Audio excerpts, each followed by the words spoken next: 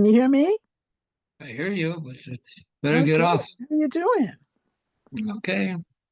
But you have your face, only the top of your eyebrows I can I see. know. Put the, yeah, perfect. Yeah, but Okay. I don't. I thought I was on the Anyways, wrong thing because there's nobody else but you and me here. yeah, well, there'll be some people. Did you get some sleep? No, No? no, because I had to go through some notes and this and that. It's okay. Okay. And how do you feel? Tired. Yeah, it's not going to get, okay. Yeah, yeah. It's okay. Okay. It is what it is. You got it. Okay. I had dinner with the kids. Tomorrow I'm taking the kids out to Okay. All this. right. Stop. Stop. Okay. Stop.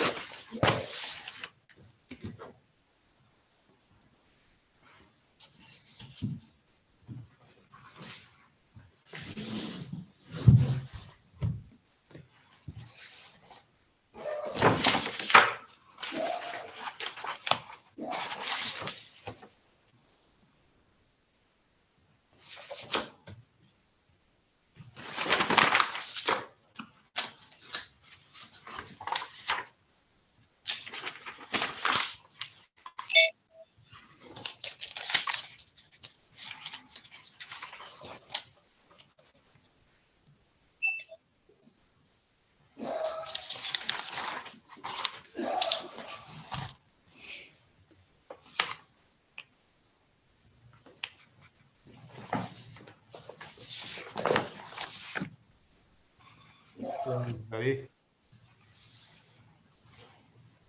Hi, Bernie. Hey, hi, Johnny.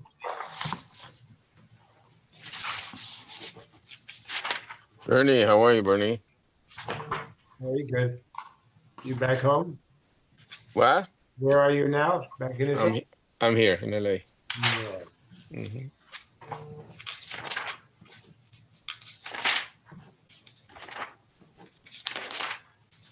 How's Esty? Tammy.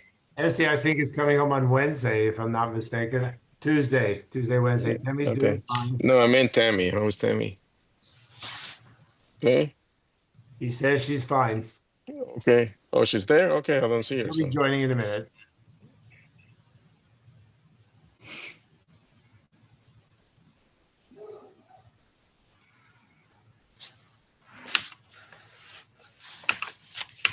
Mhm.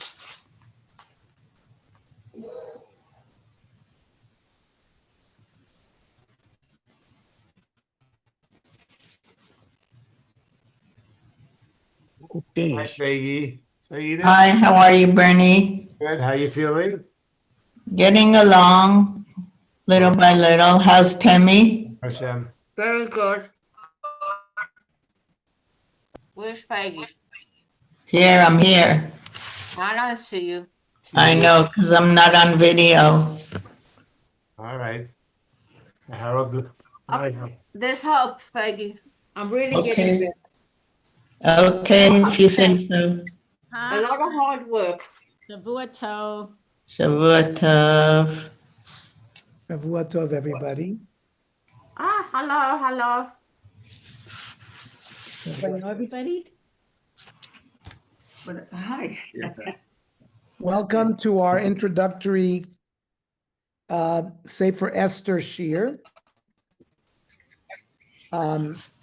Most of the Peace. participants have been in our Navi Shirs before. We just finished Sefer Daniel last week. And I see we have a new participant. It's always nice to introduce ourselves so we know who everybody is. I don't know. I see Abe, Johnny, Bernie. I see Mario, Harold, and Magda, Felice. And Walter's in Israel. Right. Eva. Oh, that's Eva. Eva. Oh, so that's Eva. Okay. Right. Hi, Eva Kaplan. Oh, hi, Eva. It's good to see you. Okay, so of course, we're all very familiar with Megillat Esther from the holiday of Purim. We're going to learn Sefer Esther as if it was Sefer Daniel, or we've been through Yoshua, Shoftim, Shmuel Aleph, Shmuel Beis, Melachim Aleph, Melachim Beis. We're going to learn it in the same style, chronologic, make sure we understand the history. It's very yeah, everyone can participate, everyone can jump in with whatever material they have that they've been working on. I have a lot of excellent sources. And in today's shiur, we normally go pasuk by pasuk. And we will learn the traditional Meforshim, Rashi, Radak, and whatever, the Malbim, as well as other commentaries. Today, I believe what I'm going to try to do is connect where we were at the end of Sefer Malachim Beis by the Churban HaBeis HaMikdash, Nebuchadnezzar, and as we went through Sefer Daniel, and how we get now to Sefer Esther. It's one chronological step, and I think I'm going to try to show that to you now. I emailed to everybody today, not emailed, in your WhatsApp group, you should have received a chronology that starts with the year 3318. Nebuchadnezzar assumes the throne of Babylon. And does everybody have that? Everybody received that? Yes. Yeah. You Yes, can we have it. actually, so that's going to be a skeleton. And you can take notes if you want, just regarding dates, because I'm going to add some dates to that skeleton. We're going to sort of take a broad overview of when exactly the story of Esther occurs, over what period of time, once we get there. And then I'll have some other comments. Some of them are based on Rav Nosson Sherman's introduction to the Tanakh series that he has on Sefer Esther, where we will try to talk about sort of broad themes that we're going to encounter as we go through the Sefer. Okay? So, there is a Sefer called Todos Am Olam by Rav Shlomo Rottenberg. I have that series. I think I have 4 or 5 of the Todos Am Olam. It's a Jewish history Sefer written by one of the Rosh Yeshivas. I think he was a Torah Das. A lot of it is based on this. So, Nebuchadnezzar became the Melech of Bavel in the year 3318. Let's remember that the year 3388, which is 20 years after he became king, is when he destroyed the Beis HaMikdash. But in his first year in his reign, 3319, which was the 4th year, so in 3319, he had conquered Nineveh, right? We're all familiar with Nineveh was the capital of Assyria. And we've recently been exposed to Nineveh because Yonah, when we read Maftir Yonah Yom Kippur, he was sent by Hashem to inform Nineveh that it was going to be destroyed. And they had to do tshuva. And they did do tshuva. But the Assyrian Empire falls to Nebuchadnezzar in 3319.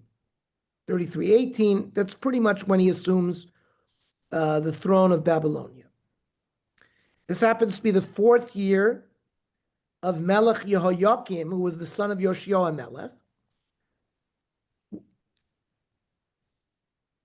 This is about, as I said, 19, 20 years prior to the Churban. The next year, 3320, was the 5th year of Melech Yehoyakim. Nebuchadnezzar goes up to Yerushalayim, and he takes Yehoyakim into Golus. That's very important, 3320. That's the first episode of an exile. There's going to be 3 stages to Klal Yisrael's exile from Eretz Yisrael. And this was the first one in 3320. And we've already been exposed to the nevuah of Yirmiyahu HaMelech that they were going to be in Golus for 70 years. And then after 70 years, they were going to be redeemed. We're going to see that there were miscalculations regarding the 70 years. So this, so we will keep in mind the 3320 that Yehoyakim was taken into Golus. Some of the other Jewish people went with him, including Daniel, Hananiah, Mishael, Azariah. That's mentioned in the beginning of Sefer Daniel. In Bavel, Yehoyakim was sort of a servant to Nebuchadnezzar for 3 years. After that, they went back to Eretz Yisrael. But he revolted again over a 3-year period. And so after a total of 6 years, Nebuchadnezzar went back. So this is 11 years before the Churban, which was 3388. So in 3327, Nebuchadnezzar goes back and takes him back to Bavel. Except Yehoyakim died outside of Yerushalayim, and he wasn't buried. And if you remember, Yirmiyahu Navi had said, "Kvuras chamor schov v'hashlech." There was a nevuah that one of the kings of Yehuda would not be buried. And this was Yehoyakim. So in 3327, after Yehoyakim died, Nebuchadnezzar placed his son Yehoyachin, the other name of Yehoyachin, and he ruled for 3 months.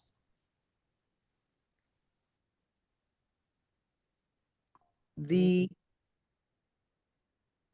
wise people of Nebuchadnezzar told him he will also revolt. So Yehoyachin, who's also called Yechaniah, same person, he was the son of Yehoyakim. Yehoyakim was the son of Yoshua Melech. So Yehoyachin, Yechaniah, was the grandson of Yoshua Melech. So the Tzidkiyahu Melech was his uncle. So the grandson ruled before the uncle. So in 3327, Yehoyachim takes 10,000 Jews with something called the Cheresh and the Mazgir that we learned Chazal say that was Sanhedrin, the Chachamim of that generation. Who was part of the Cheresh and the Mazgir? No other than Mordechai HaYehudi. He was Rosh L'Chochmei Osu Ador. So those of you who remember the Megillah, when we're introduced, it says, Ish Yudi Hayab Shoshana Birosh Mor Mordechai. And then the pasuk says, Asher Hagla Im Hagola Asher Haglasa Im Yechanya Melech Yehuda. So this happens 11 years prior to the eventual destruction in 3388. So this is 3327, 11 years before. And he also goes into Golus to Bavel.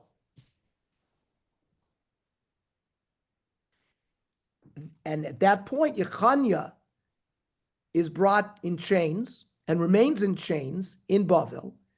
We'll see after a period of time, the next king, Evel Merodach, who was the son of Nebuchadnezzar, takes Yechanya out of jail 37 years later. We'll get to there. But now, there has to be a king in Judea. So Nebuchadnezzar appoints Tzidkiyahu Melech, and he's the last king of Judea. And he rules for 11 years. If you remember, he took an oath. He had seen Nebuchadnezzar eat a live rabbit. And Nebuchadnezzar made him take a shvuah not to reveal it. And eventually, he revealed it. He asked a shvuah and he embarrassed Nebuchadnezzar. So in 3388, Nebuchadnezzar sends Nebuzaradan, who's like the general, on Yerushalayim, and he destroys the Beis HaMikdash. He blinds Tzidkiyahu Melech, and the majority of Klal Yisrael is taken to Bavel.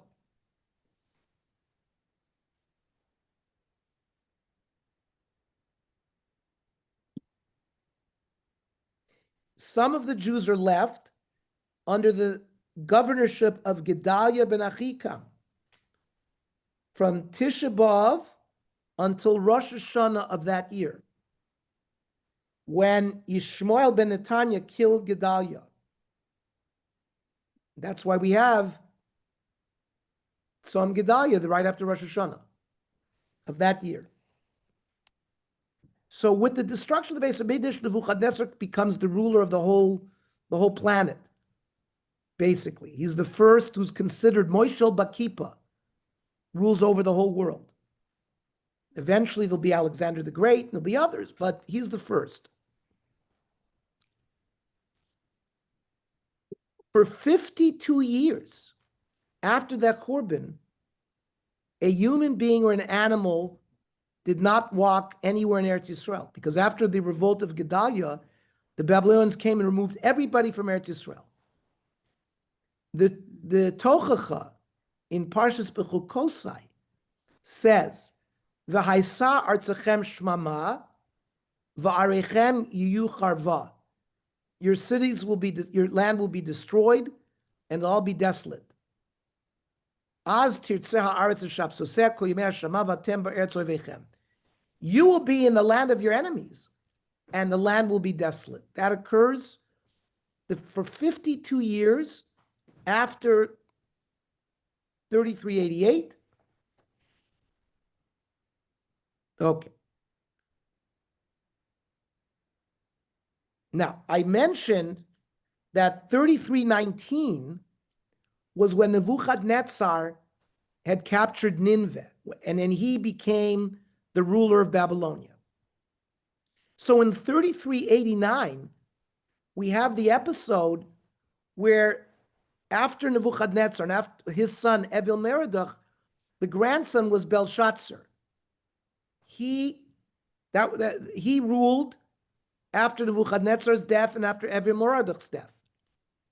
So this is now 70 years from when Nebuchadnezzar conquers Nineveh. He thinks that the 70 years is up. And now, what did Belshazzar do?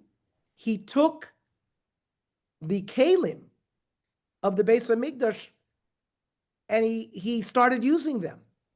And that was when there was writing on the wall, and Daniel had to come and interpret it. And that very night, Belshazzar was killed.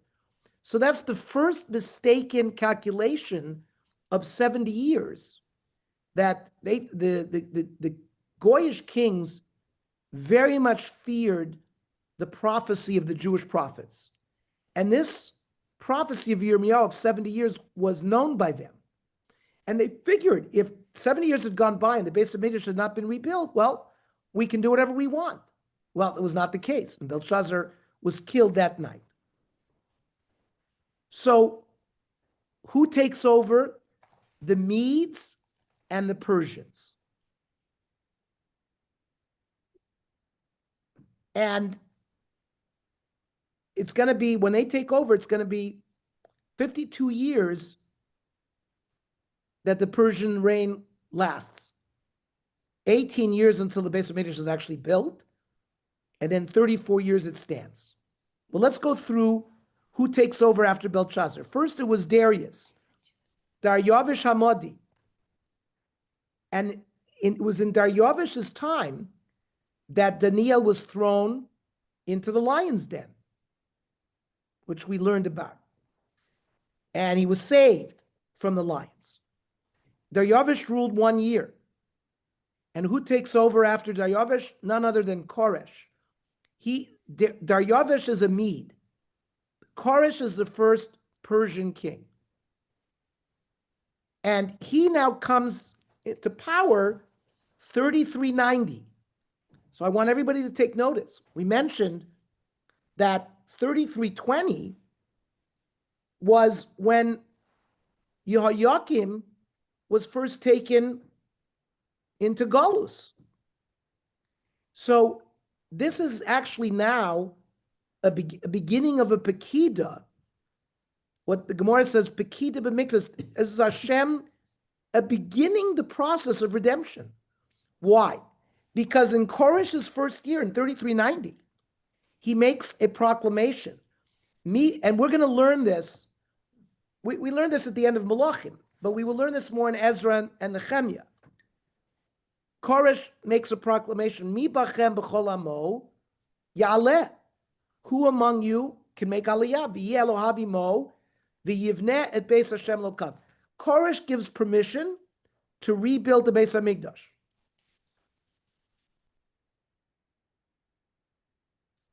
The reward for Koresh doing this is Koresh found all the treasure stores that Nebuchadnezzar had hidden. Nebuchadnezzar had hidden great wealth in the Euphrates River. Koresh found it. Eventually, Achashverosh inherits that. And Achashverosh is known as a very wealthy king, right? We're going to see Haman is going to add to that wealth, the Aseres Alafim Kikar Kesef, because Achashverosh was very involved in money. We're going to see that's in fact how he became the king.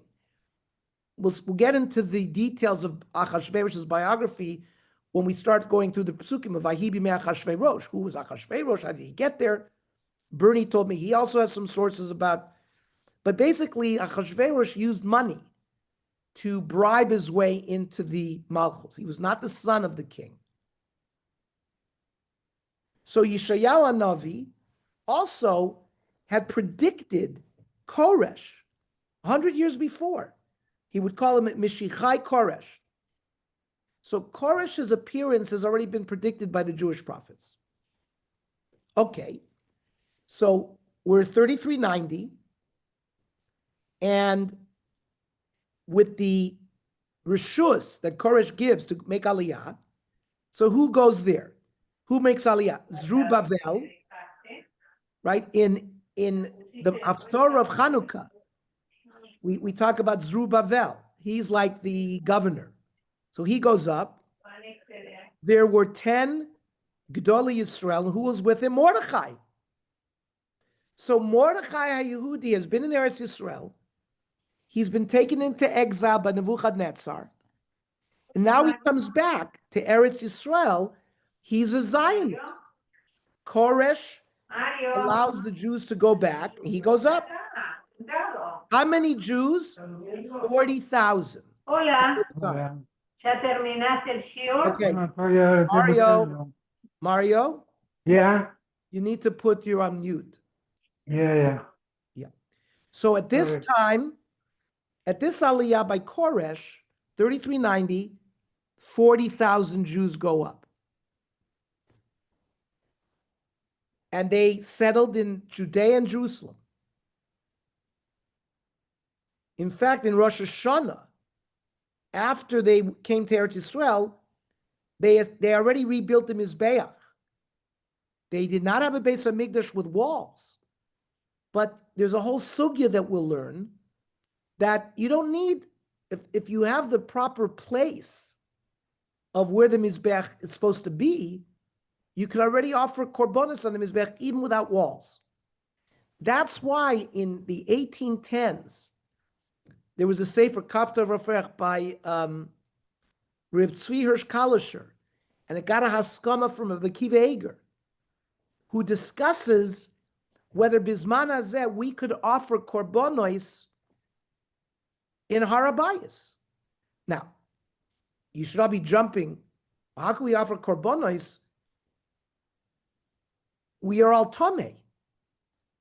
We've all been to funerals. We've touched dead things. So we're tamei. You can't go into the Harabayas unless you're tamei. Now, unless you're not tamei, unless we find a paraduma.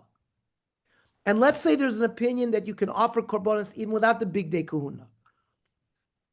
The people in my daf yomi will know the answer to the following question. There are korbanos that could be offered even in a state of tumah, which one? Shlomim? Say again? Shlomim? No. So the korban pesach. Oh, yes. Here, the korban pesach, we have a concept called tumah hutra b'tzibur, that if greater than normally the Torah says that if someone was tamei or b'derech rechoka on an individual basis, remember, there's two mitzvos that if you don't, normally a mitzvah saseh, like shaking the lulav, putting on tefillin, whatever mitzvah saseh, eating matzah, if you don't do that mitzvah, there's no punishment. Like if you eat dam, or eat chaylev, or have an improper sexual relations, or whatever avera you do, there's punishment. You get malkos, you get misa bidei shamayim, you get misa bidei bezdin, you get kores. But by mitzvah saseh, by not doing a mitzvah saseh, there's no punishment. Now, at the time of the Beis Hamikdash, the practice was you brought a korban ola if you did not do a mitzvah saseh. Leave that aside. There are two mitzvos, mitzvahs saseh, that if you don't do them, you get kores. One is mitzvahs mila. So an 8-day-old child, he relies on his father to circumcise him, but he has a chiyuv to be circumcised. And he's not going to get kores until the age of 13. But if no one circumcised him and he hits the age of 13, and he doesn't arrange for himself to have a circumcision, you get kores. That's mitzvah number one. Mitzvah number two, eating the korban pesach. If you don't eat the korban pesach on the 14th, the night of the 14th or the 15th day of Nisan, you get kores.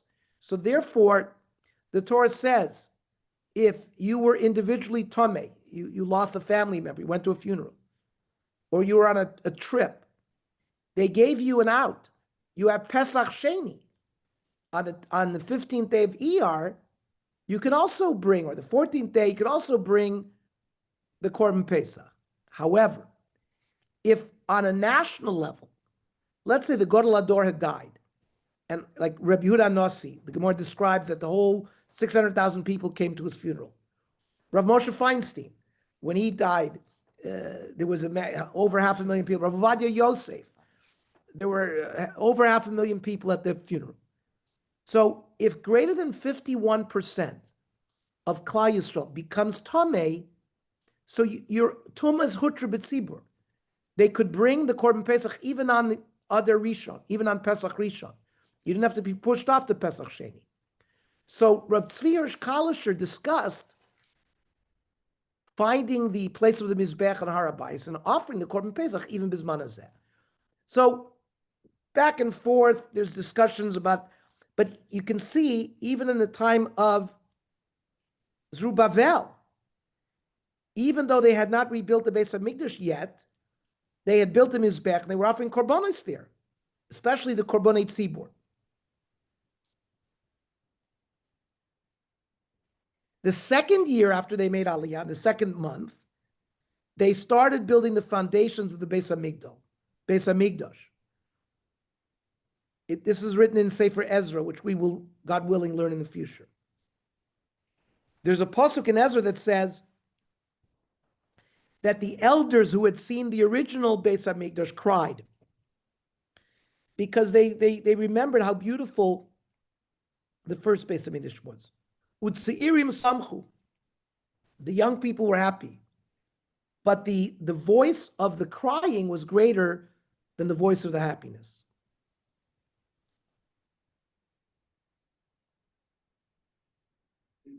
Now comes the problem. The Tsare Yehuda Ubinyamin. There were people who lived in Israel, the Kusim and the Shomronim. They wanted to join Zerubbabel and the Zkenim to help them build the Beis Hamikdash. Really, their motive was to ruin the works. They wanted to slow down the building. So the Jewish people said, Lo lachem v'lanu livnot beis l'Hashem Elokeinu. This is not for you and us to do it, it's for us to do. What did they do? Shalchu michtav sitna shikre lekorsh melech Pars. They sent letters to Cyrus, the king of Persia, inflaming against the Jews. They're not letting us, they're evil, and they want to rebel against you. So Koresh goes back from his agreement to build the Beis Hamikdash. And this is still 18 years from 70 years from Tzidkiyahu, right? Tzidkiyahu was taken prisoner in 33-38. So we're going to see the son of Achashverosh and Esther, Daryevish Hasheni, he eventually is going to give permission again to rebuild. But right now, for the next 18 years, the work stops on the building the Beis Hamikdash Hasheni. And we don't have a Beis Hamikdash yet.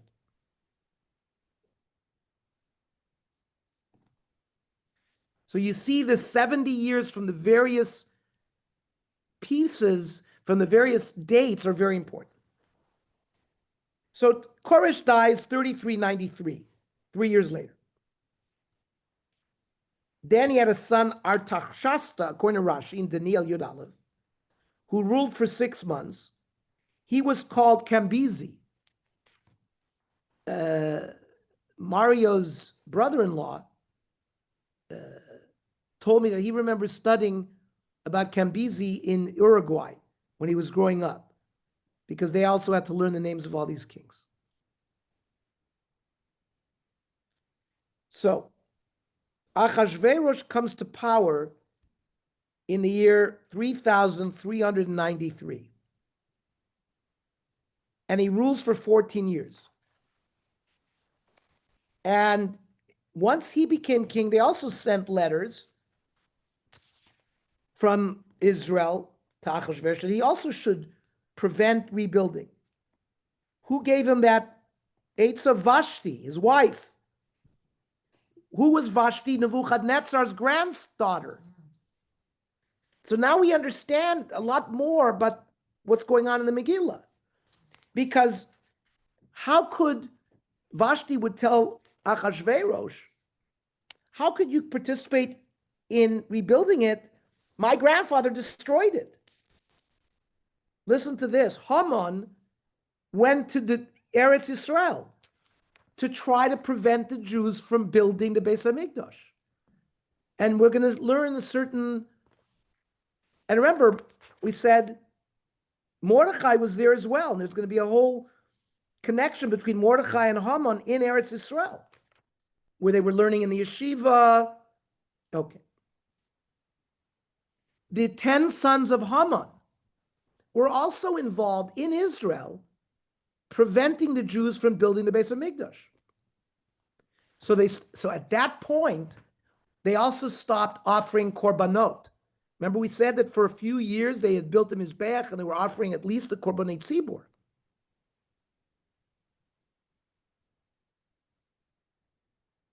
Because there's going to be a story that we learn later on about Haman, that maybe they were, at that time, they were mockery of the korban omer, but now they had stopped doing it.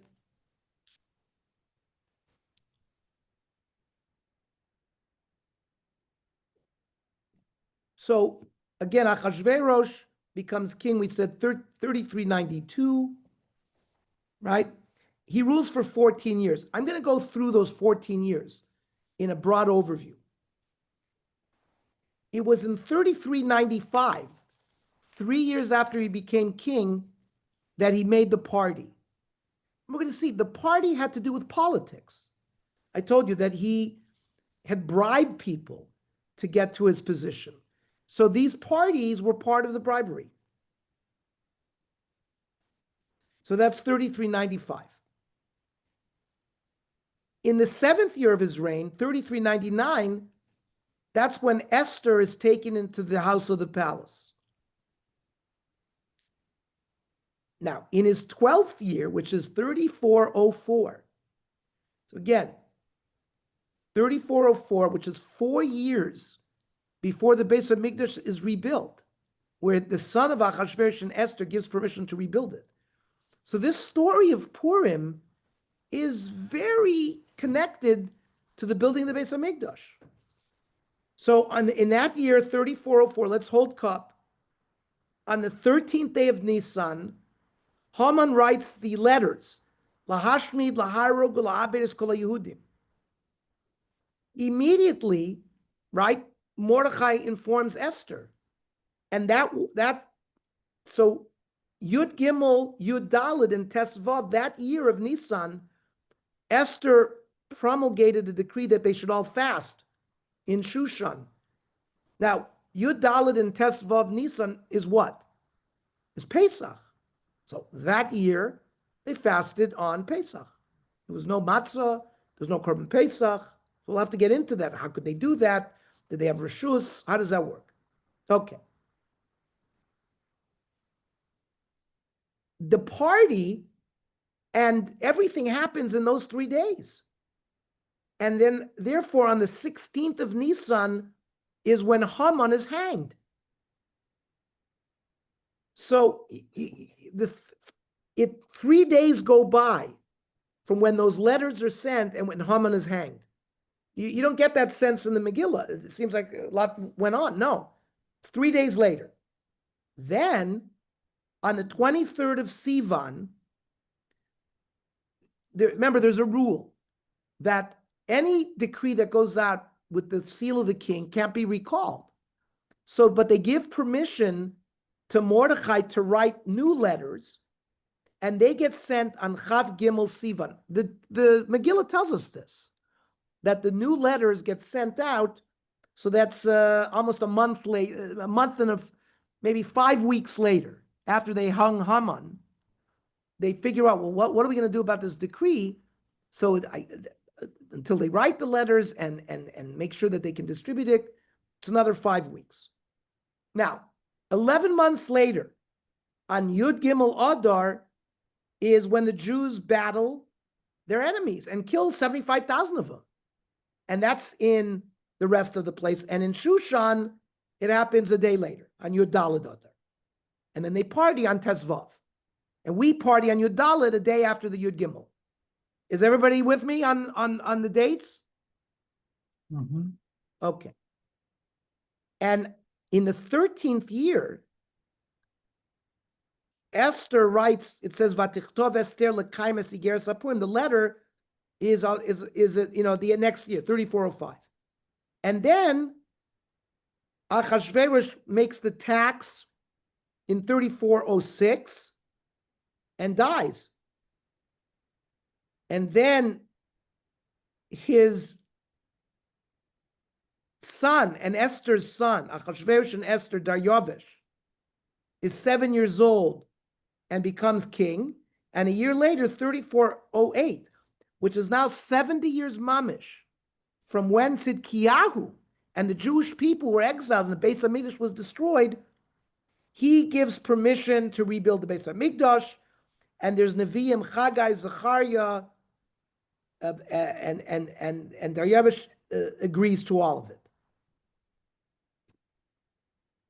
That's, I think, gives us a broad picture and connects us from Nebuchadnezzar through Belshazzar, Daniel, Evil Mordech, Koresh, the first Daryavish, Koresh, and what happened after Koresh with Achashverosh. Well, of course, we're going to go into much, much more detail. Any comments so far? Just an interesting commentary from Mayam Loaiz. He clearly says that the lineage of Haman comes from Esav. Esav, one of Esav's sons is Eliphaz, and they trace the lineage, and apparently he's the forefather of Haman. Whereas you're talking about Daryavesh or Darius II, he's a Jew. He's the son of Esther. So, and that's exactly 70 years when he gives permission to build the Beis Hamikdash. So it's a very nice tying in of the story to understand the characters. Absolutely. What's going to be very important, we will mention it in a few times. The Rambam says that the Jews were given 3 mitzvos when they entered Eretz Yisrael. 3 specific mitzvos as a tzibur. Of course, we are all given individual mitzvahs like Truma and Meiser, other mitzvahs that tluyas ba'aretz. But as a tzibur Klal Yisrael, these were the following 3 mitzvos. Minui melech, they had to appoint a king. Then Mechias Amalek, there had to be Mechias Amalek, and then there was Binyan Beis Hamikdash. Those 3. We see in the Midbar, who was the king? Moshe Rabbeinu. Who was going to be the king after Moshe Rabbeinu? Yoshua. Before the building of the Mishkan, you have Moshe and Yoshua destroying who? Amalek. Vayavo Amalek. Vayilachem. And then we receive the Torah, and then we build the Mishkan. Same thing happens in Bais Rishon. Shaul HaMelech is appointed king. Shmuel tells him what? Go wipe out Amalek. What does Shmuel do? Wipes out Amalek, but he leaves Agag alive. Okay? But there is Mechias Amalek. Then David HaMelech also continues finishing whatever. There's a pasuk that he also finished Amalek. And what do? We build the Beis Hamikdash. So in the Megillah, Bernie brought it back to Eliphaz. But we're going to see that Amalek is descended from Eliphaz. And Agag is definitely descended from Amalek. And Haman is descended from Agag. So here also, there is Esther, let's call it Esther. There's Minui Melech, right? There's Melech because Daryavesh is the son of Esther. There's Mechias Amalek by wiping out Haman. Then you can build the Beis Hamikdash Hasheni. So that the holiday of Purim and Sefer Esther is all reconstituting what had happened before. In the Mishkan, right, before building the Mishkan was the same process, and before building Bais Rishon was the same process. Building Bais Sheni had to go through the same process. Ernie, just out of interest, can you tell us after Daryavesh II, how long was the Persian Empire good to the Jews and after the rebuilding of the Beis Hamikdash? 34 years. The Persians were then conquered by the Greeks. And then Persians no longer, the Persian Empire remains an important empire. They battled the Romans 200, 300 CE as well. But the Greeks conquered them. They were sort of, after the Romans took over for the Greeks, eventually the Persian Empire under the Sassanids, 200, 300, CE, which is like 500 years from where we are now, but the Persians went down for 500 years under the rule of the Greeks and under the Romans. So the Is that before Persians Alexander? remained as a Persian empire for 34 years after this building of the Beis Hamikdash. The Gemara will tell us that. Okay. Now, a little bit of an overview. Those of you who are familiar with Nosson Sherman, in the Art Scroll series, he has a some beautiful introductory words that I think will set the tone also for our limud in a big picture, similar to what I just did. Okay. First of all, the Gemara Chulin, 139b. Esther min Torah minayin. Is there a hint to Esther Hamalka in the Torah? The pasuk says, "Va'anochi haster aster ponai." I will hide my face. So the story of Esther is going to take place in a time of Hester Panim. Hester Panim means Hashem seemingly is hiding his face, is not acting actively like he normally acts with the Jewish people. Where do we see some hints of that? Those of you who have a Megillah know that Hamelech appears on the top of every column, but the name of Hashem does not appear in the Megillah. Again, it's bringing home this concept that there was confusion, there was a veil. And by the way, they had Nevi'im. You have Mordechai, who was a Navi, Chagai, Zechariah, Malachi, all the other Nevi'im. But you can see there was confusion. They didn't know what was going on. And we will compare it to maybe our times. Rashi over there says, Bimei Esther, yeh Hester Panim. In the time of Esther, it's not going to be clear. It's going to be as if Hashem withdrew himself. The Gemara in Megillah 7a, Rav Shmuel bar Yehuda, Sholcha lahem Esther lechachamim. After the whole story that we just summarized, Esther sends to the Chachamim, Kvauni ledoros. Make a yontif for me that will continue for generations. Shalchula, the Chachamim sent back, Kinaat me'oreret aleinu lebin ha'umos. Are you trying to make the other nations jealous of us? Shalchulahem kvar ksuvani al divrei yomim l'malchei modai ufaras. Listen, we can't hide it. The story of me and my husband Achashverosh is already inscribed in the chronicles of Media and Persia. So the Chachamim are concerned. They don't want to publicize that this was a miracle, that Hashem was involved. They want to keep Hester Panim. Why? Right? How can you say that there's Hester Panim even though there's Nevi'im still? We are not at the period where Nevuah goes away. That happens after Ezra, and they go to Eretz Yisrael, they create the Anshe Knesset Agdola, and when they all pass away, then there's no more Nevi'im.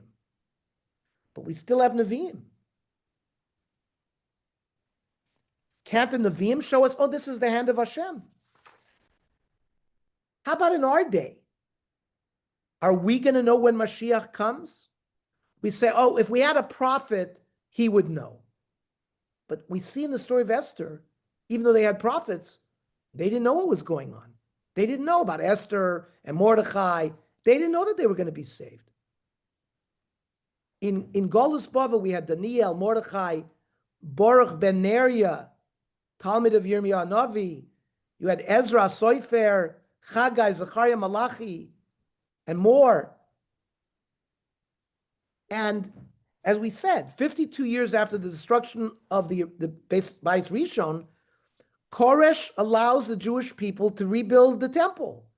And Yeshayahu had 200 years before had said, Omer Hashem lemshicho leKoresh, leman avdi Yaakov Yisrael b'chiri, for the sake of Yaakov and Israel, hu yivne iri v'galusi yishaleach.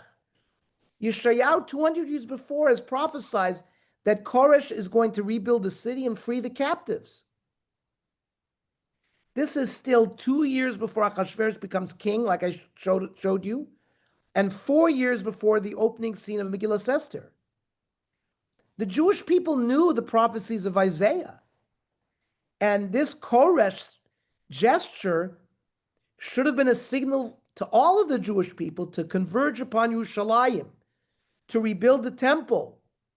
They should have considered it a rare opportunity that they, not Koresh, were given this privilege of rebuilding the house of God, according to the prophecy of Yeshayahu Navi. It was divine will that Koresh, not the Jews, build the house of God and bring its children back to its holy environs. But Koresh gave that privilege to the Jewish people. That's what it says in Megillah 12a. But what did we say? Only 40,000 Jews take this up. It says in Eliyahu Rabbah, Koresh wept and groaned over the temple's destruction. Therefore, he became God's chosen instrument to fulfill the ancient prophecy and bring the glory of the divine presence back to the Beis Hamikdash. The righteous Persian monarch Koresh gave the order that the Jews might go home again. 42,000 heeded his call, but millions stayed behind. When God hides his face, such are the effects: confusion, hesitation, fear. What does God want of us? Where and how are we to do his bidding? And what is his bidding? This is the tapestry which the actors in the Purim story enter the stage of history. The Jewish people are splintered and confused. Torah study is experiencing a renaissance in Babylonia. But some of the Talmidei Chachamim were asking whether they as a nation, driven by its God from his land, still owed him any more allegiance, like a divorced woman driven from the home of her husband, or a freed slave sent away from the home of his master. We're going to see that in Sanhedrin 105a. This is part of the veil behind the Shekhinah is hiding from. When Koresh was still alive, he moves his capital to Shushan in the land of Elam. Mordechai and Daniel go with him, but they were not able to teach Torah there, as they had done in the Torah academies of Babylon.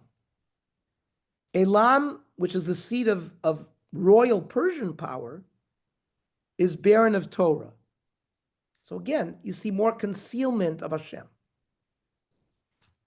So we said that the work on the temple proceeded under Cyrus, even though there was harassment of hostile nations. But in the last months of his reign, Koresh had a change of heart. He forbade additional Jews to cross the river to the land of Israel. So the Jewish pioneers in Yerushalayim despaired, and they halted the work. But it hadn't been outlawed, but it only been hindered.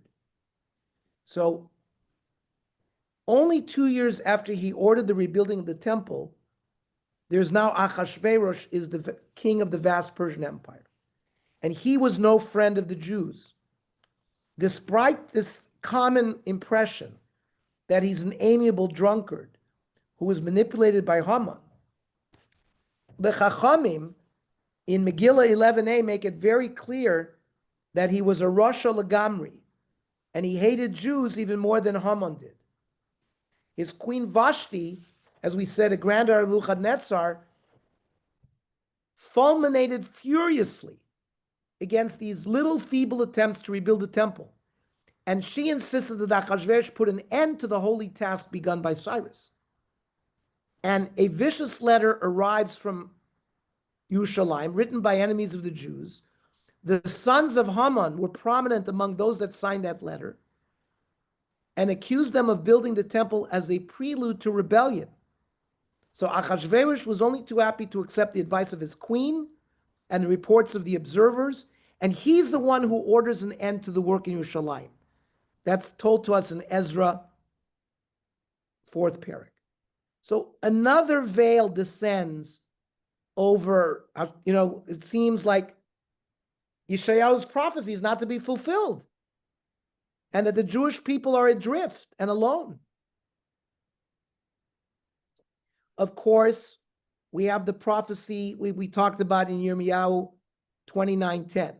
Ki ko amar Hashem, ki lefi melot lebavel shivim shana. After 70 years of Babylon are completed, you notice it's a very vague statement. It says, Efkod etchem, I will remember you. V'akimoti alechem es devarai atov lashiv etchem l'makom hazeh. I will bring you and return you to this place. Now, was when Koresh in 3390. That is 70 years after Nebuchadnezzar first takes the first king, Yehoiakim, into exile. Is that the fulfillment of the prophecy? And if so, how did Achashverosh nullify it so easily? So when Hashem's face is hidden, what does that mean? We no longer see his hand guiding history. The successes and failures of the Jewish people were historically dependent upon their allegiance to Hashem and his Torah. The Torah and Nevi'im are a series of pledges and warnings. When Jews are loyal to the dictates of the Creator, they are rewarded in this world and the next world. But when they fail to heed his word, retribution is not long in coming. But that close relationship is when God shows his face and his concern. When his face is concealed, Israel becomes subject to the whims of rulers and the vicissitudes of history. The smile of Koresh seemed to matter more to the Jews than the prophecy of Yirmiyahu. So God made himself distant on the surface, but in reality, the concealment was ordained by the Torah. It was the Jewish people that had created the distance between themselves and God. They had worshipped Avodah Zarah, both in the land of Israel and in Bavel as well. They allowed a barrier to conceal his countenance, but he was there. It was the challenge of that confused, baffled, frightened generation to strip away the veils, or to recognize that it was he, Hashem, who gave existence to all the veils, that nature itself is but an illusory veil that could conceal him only from those who are blind. That was the challenge, and it was the greatness of Mordechai and Esther that they found Hashem for themselves and revealed him to others, and in so doing, illuminated every darkness down through the century. Okay, I think I'm going to stop here. There's more. I see. I'm not going to be able to start. There's more very nice introduction, I think, that will help us. Again, and the more times we hear some of this chronology, it will sink in for us. Any questions, comments, ha'aros?